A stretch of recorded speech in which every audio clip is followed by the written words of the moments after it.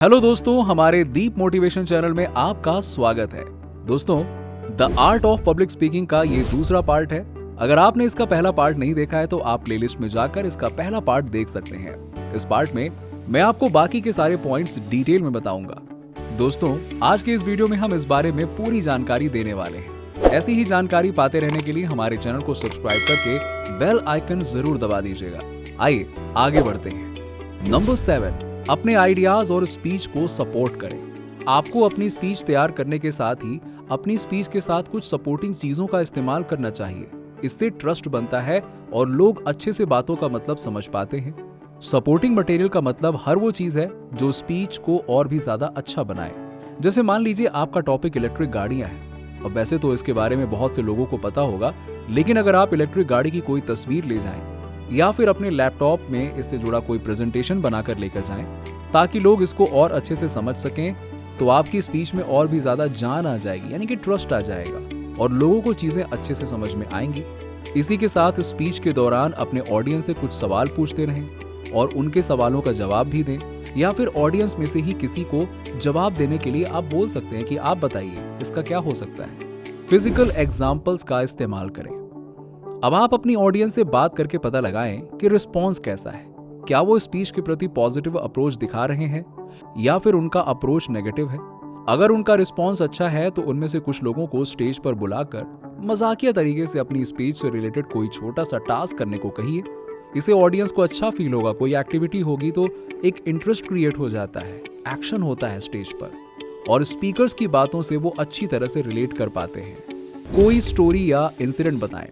आइए इसके लिए एग्जाम्पल लेते हैं। मान लें कि आपका टॉपिक इंडियन कल्चर से जुड़ा हुआ है, तो इसे समझाने के लिए अपना कोई पुराना किस्सा शेयर कर सकते हैं या उससे रिलेटेड कोई कहानी सुना सकते हैं, जिससे ऑडियंस के मन में ज्यादा सुनने की दिलचस्पी जागेगी।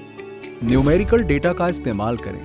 डेटा से हमें कुछ ही पलों में चीजों की समझ हो जाती है और ट्रस्ट बनने लगता है। इसीलिए अपनी बातों को वर्बली बताने के साथ साथ सपोर्ट के लिए डेटा भी शो करते रहें। सिर्फ वर्बली सुनने से लोगों को कुछ ही समय तक वो बात याद रहती है, जबकि डेटा जैसे कि ग्राफ या डायग्राम से ज्यादा क्लियर समझ में आती है। मोटिवेशनल कोट्स का इस्तेमाल करिए। स्पीच में समय समय पर कुछ मोटिवेशनल कोट्स डालने से ऑडियंस मोटिवेटेड रहती है और बिना बोर हुए दोबारा स्पीकर की बातों पर ध्यान देने लगती है। मतलब ये हुआ कि हम उनका फोकस अपनी इन मोटिवेशनल बातों से अपनी तरफ खींच लेते हैं। नंबर 8, स्पीच की बॉडी को ऑर्गेनाइज करें। इस पॉइंट में आप जानेंगे कि कैसे अपनी स्पीच को अच्छे तरीके से ऑर्गेनाइज कर सकते हैं आप, ताकि लोगों को स्टार्टिंग से लेकर एंडिंग तक आपकी बात बहुत अच्छे से समझ में आए। अगर आप कभी भी कोई भी बात अपनी स्पीच में बोल देंगे तो कोई भी आपकी बात को समझ नहीं पाएगा। इसीलिए अपनी स्पीच को ऑर्गेनाइज करना बहुत जरूरी है। अब यहाँ पर कुछ पॉइंट्स हैं जिनके जरिए आप अपनी स्पीच को ऑर्गेनाइज कर सकते हैं। हल्की बातचीत और परिचय के साथ में शुरू करिए।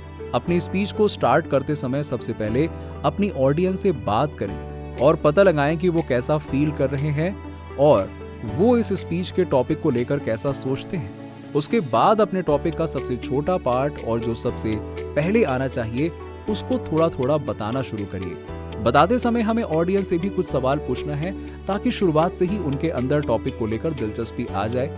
ध्यान रखें कि शुरुआत में ही बहुत ज्यादा गहराई में ना जाएं, सिर्फ थोड़ी थोड़ी बात करें और ऑडियंस से इंटरैक्ट करके कनेक्शन बनाएं। स्पेशल ऑर्डर को फॉलो करें। अपनी स्पीच में छोटा सा परिचय देने के बाद अब अपनी स्पीच के मेन बॉडी पर आना है आपको, जहां पर अपने टॉपिक के बारे में गहराई तक जाना है।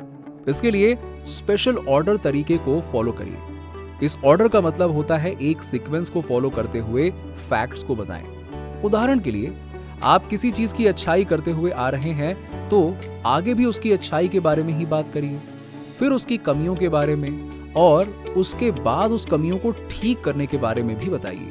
मुख्य पॉइंट्स को अलग रखिए। स्पीच में जितने भी जरूरी पॉइंट्स हों और जिनके बेस पे आपने पूरी की पूरी स्पीच तैयार की है उनको अलग रखना और अपने एग्जाम्पल्स को अलग रखना है। अगर आप दोनों को एक साथ मिला देंगे तो ऑडियंस समझ नहीं पाएगी कि क्या ज्यादा जरूरी है और क्या नहीं, उन्हें किस पर ज्यादा ध्यान देना चाहिए और किस पर कम। इसीलिए अपने जरूरी पॉइंट्स को दूसरे एग्जाम्पल से अलग रखें और ऐसा करने से आप इफेक्टिवली अपनी बात रख पाएंगे। नंबर 9, स्पीच की शुरुआत और अंत। हालांकि अब तक आप समझ चुके हैं कि हमें अपनी स्पीच की शुरुआत हल्के फुल्के परिचय से करनी है अब यहाँ पर कुछ एडिशनल तरीके बताए गए हैं जो स्पीच की शुरुआत और एंडिंग को अट्रैक्टिव बनाने में यूजफुल साबित हो सकते हैं। तो इसके लिए इन तरीकों को अपनाएं। ऑडियंस के साथ टॉपिक को जोड़ें। इसके लिए अपने टॉपिक के बारे में उनको थोड़ा परिचय दें, फिर उनसे कुछ सवाल पूछें और जवाब मिलने के बाद उनकी बातों से रिलेटेड कुछ बातें कहकर ऑडियंस में से किसी और से अगला सवाल पूछिए, ताकि वो ये समझ जाएं कि आज का टॉपिक किस बारे में होने वाला है और ऑडियंस इसके लिए मेंटली प्रिपेयर हो जाए।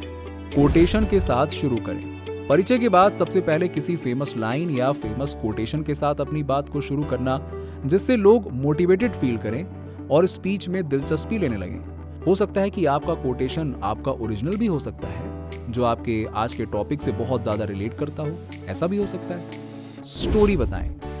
बचपन से ही हमें कहानी सुनना पसंद है। स्टोरी से सीखी गई बात डायरेक्ट हमारे सबकॉन्शियस माइंड में चली जाती है। इसीलिए परिचय देने के बाद और एक मोटिवेटेड लाइन कहने के बाद अब ऑडियंस को स्पीच से रिलेटेड कोई इंसिडेंट या कहानी सुनाइए।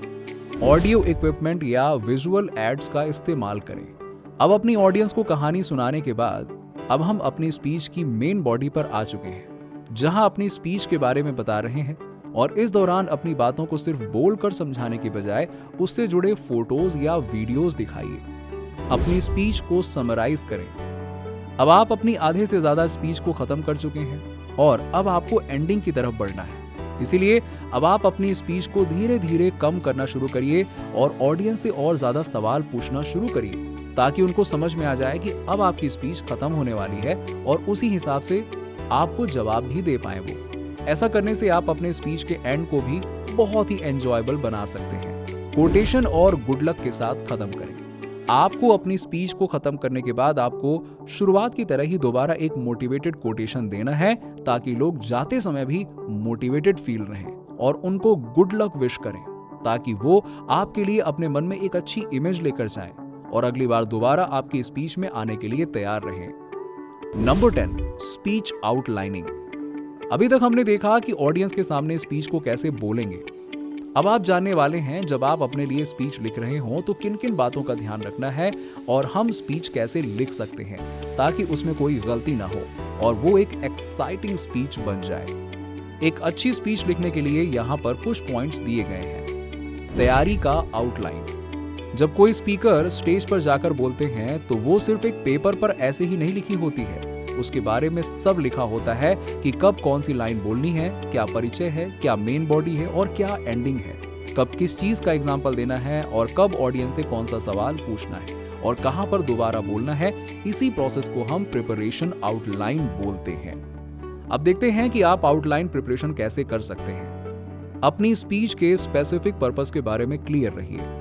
इसके लिए आपको यह ध्यान रखना है कि अपनी स्पीच के सबसे जरूरी पॉइंट्स यानी कि मेन बॉडी में क्या देना है, या फिर इसको एक और तरीके से समझ सकते हैं कि हमें अपने स्पीच का टाइटल क्या रखना है। हमारी स्पीच किस चीज पर होने वाली है हमें वो लिखना है। जैसे अगर स्पीच किसी देश के ऊपर है तो सबसे पहले उस देश का नाम लिखना है और ऑनलाइन या जितने भी रिसोर्सेज आपके पास हैं वो सब कुछ निकालना है।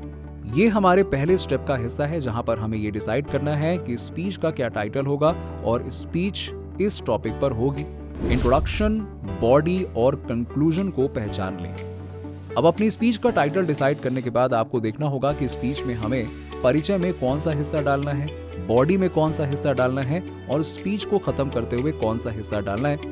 क्योंकि अगर ये अच्छे से डिसाइड नहीं करेंगे तो हमें कब क्या बोलना है वो हमारी पूरी स्पीच में आगे पीछे हो सकता है और ऑडियंस को इससे कुछ भी समझ में नहीं आएगा कि भाई कहना क्या चाहते हो, ये क्या बोल रहे हो, ऐसा उनके मन में आएगा। ऑडियंस के बीच में दिलचस्पी बनाकर रखने के लिए हर चीज को एक सही समय पर बोलना होगा सीक्वेंस के साथ, ताकि वो उसे समझ सकें और उनका एक्साइटमेंट धीरे धीरे धीरे करके बढ़ता जाए। सिंबल का इस्तेमाल करें। पूरी स्पीच में एक फ्लो को बनाए रखें। ऐसा ना हो कि आप पहले कुछ और बोल रहे हैं और बाद में कुछ और बोलने लग जाएं, जिसकी वजह से हमारी बात हमसे ही गलत हो जाए और ऑडियंस दिलचस्पी छोड़ दे। इसके लिए आपको ध्यान रखना है कि अगर किसी चीज की अच्छाई बताते हुए आ रहे हैं तो अभी भी हमें उसकी अच्छाई ही बतानी है। अगर उसके बारे में कुछ गलत है तो पहले अच्छाई वाला पूरा करना है, उसके बाद हमें उसके बारे में कुछ गलत बोलना है, ताकि ऑडियंस समझ पाए कि पहले अच्छाई थी और अभी गलत है। दोनों को एक में ही मिला देने से उनको कुछ भी समझ में नहीं आएगा, या हो सकता है कि वो कंफ्यूज हो जाएं कि आप क्या कहना चाह रहे हैं और वो दिलचस्पी लेना छोड़ देंगे। नंबर 11, भाषा का स्मार्टली इस्तेमाल करें। आप अपनी स्पीच में जो भी लैंग्वेज इस्तेमाल करें वो क्लियर और ऑडियंस से कनेक्टेड होनी चाहिए। भाषा का यहाँ पर मतलब है कि आप किस टोन में बात कर रहे हैं। ध्यान रखें कहीं आपकी बात सामने वाले को गलत तो नहीं लग रही है, या फिर आप जो चीज कहना चाह रहे हैं वो लिखा तो सही है लेकिन आप अच्छे से बोल नहीं पा रहे हैं। अपनी पूरी स्पीच के दौरान बहुत ही आराम से बोलें। अब आराम से बोलने का मतलब ये नहीं होता है कि धीरे धीरे बोलना है। हो सकता है कि टॉपिक में कोई ऐसी चीज है जो आपको पसंद ना हो, पर आप उसके खिलाफ बोलते बोलते नेगेटिव बोल सकते हैं, जिसकी वजह से कुछ लोग आपसे नाराज भी हो सकते हैं। इसीलिए आपको वही बोलना है जो आपने लिखा है या फिर जो फैक्ट है। यहाँ वहाँ की या मन की बातें नहीं बोलनी है। रियलिस्टिक बातों से अगर किसी को हर्ट हो सकता है तो अपनी बातें इस तरह से रखें ताकि ऑडियंस को बुरा भी ना लगे और बात का मतलब भी उन्हें समझ में आ जाए। नंबर 12, डिलीवरी, बात को लोगों तक पहुंचाना। अब तक आपने समझ लिया है कि आपको अपनी स्पीच कैसे लिखनी है, स्पीच में क्या क्या चीजें जरूरी होनी चाहिए, किस भाषा का इस्तेमाल करना है, अपनी ऑडियंस को कैसे जोड़ के रखना है, यानी लगातार ऐसा क्या बोलें ताकि हमारी ऑडियंस स्पीच में दिलचस्पी लेती रहे। अब हम देखते हैं स्पीच बोलते समय सबसे जरूरी चीज है बातों को ऑडियंस तक पहुंचाना, यानी कि कोई भी चीज बोलने या बताने का तरीका। आप खुद ही सोचिए, आज तक जितने भी पब्लिक स्पीकर्स को आपने देखा है, क्या आपने कभी देखा है कि वो सुस्त होकर आराम से ढीले ढीले कोई बात बोल रहे हों? वो जो भी बोलते हैं जोश और पूरे होश में बोलते हैं। इससे उनकी बातों का इन्फ्लुएंस और विश्वास बढ़ने लगता है। दिखता है कि वो कॉन्फिडेंस के साथ बोल रहे हैं। हमारा दिल मानने को मजबूर हो जाता है कि वो जो बोल रहे हैं सच है। अपनी बातों को पहुंचाने के लिए इन तरीकों को आप अपनाइए। आपका वेशभूषा, पर्सनल अपीयरेंस, यानी कि कोई भी इंसान किस तरीके से आपके सामने आता है, आप सोच कर देखिए।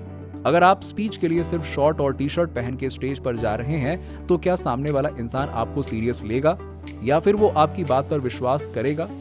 नहीं, क्योंकि आप उसके सामने उस तरीके से अपीयर नहीं हुए हैं जिस तरीके से वो चाहता था। यानी कि जब कभी भी एक पब्लिक स्पीकर के बारे में सोचते हैं तो सूट बूट पहना एक सज्जन इंसान हमारे दिमाग में आता है। तो आप भी हमेशा वही सज्जन इंसान बनकर अपनी स्पीच के लिए जाइए, या एटलीस्ट फॉर्मल कपड़े पहन के जाइए। इशारे, स्पीच के दौरान स्पीकर के हाथ और कंधे की मूवमेंट। सूट पहनकर तैयार होने से पहली चीज तो सही हो गई है। अब दूसरी स्किल पर ध्यान देने के लिए अपने बॉडी पोस्चर और हाथों के एक्शन का ख्याल रखिए। स्पीच के हिसाब से अपने बॉडी मूवमेंट्स को बदलते रहिए। जैसे सिर्फ एक चेयर पर बैठकर मोटिवेशनल स्पीच देने की बजाय मोटिवेशनल स्पीच को खड़े होकर लोगों के साथ मिलकर अपने पूरे हाथ खोलकर, यानी खुद को ओपन करके, उनसे सवाल पूछकर, उनके कुछ जवाब देकर अपनी स्पीच बोलेंगे ना तो ऑडियंस को ज्यादा दिलचस्पी आएगी। वो आपकी बात को समझ पाएंगे और विश्वास कर पाएंगे। आंखों में देखना, तीसरी सबसे ज्यादा जरूरी चीज है आंखों का कनेक्शन। आप स्पीच देते समय कहां देख रहे हैं ये आपके ऑडियंस पर इफेक्ट डालने में बड़ा इंपॉर्टेंट रोल अदा करता है। ध्यान दें, कहीं किसी दीवार, पंखे या किसी दूसरे पब्लिक स्पीकर को तो नहीं देख रहे हैं आप। अगर आप ऐसा देख रहे हैं या कर रहे हैं तो ये नर्वसनेस को शो करता है। ये दिखाता है कि आपके अंदर कॉन्फिडेंस की कमी है। इससे ऑडियंस आपकी बात पर बिल्कुल विश्वास नहीं कर पाएगी और आपकी स्पीच में दिलचस्पी ही नहीं लेगी। इसीलिए हमेशा स्पीच देते समय अपनी ऑडियंस की आंखों में देखें। इससे कॉन्फिडेंस शो होता है जो ऑडियंस के बीच में हमारे विश्वास और दिलचस्पी को बढ़ाता है। दोस्तों, आपके क्या विचार हैं इस वीडियो के बारे में हमें कमेंट सेक्शन में कमेंट करके जरूर बताइए। अगर वीडियो अच्छा लगा हो तो लाइक करने के साथ साथ अपने दोस्तों और रिश्तेदारों के साथ में जरूर शेयर करें और ऐसी ही जानकारी पाने के लिए हमारे चैनल को सब्सक्राइब करके बेल आइकन जरूर दबा दीजिएगा।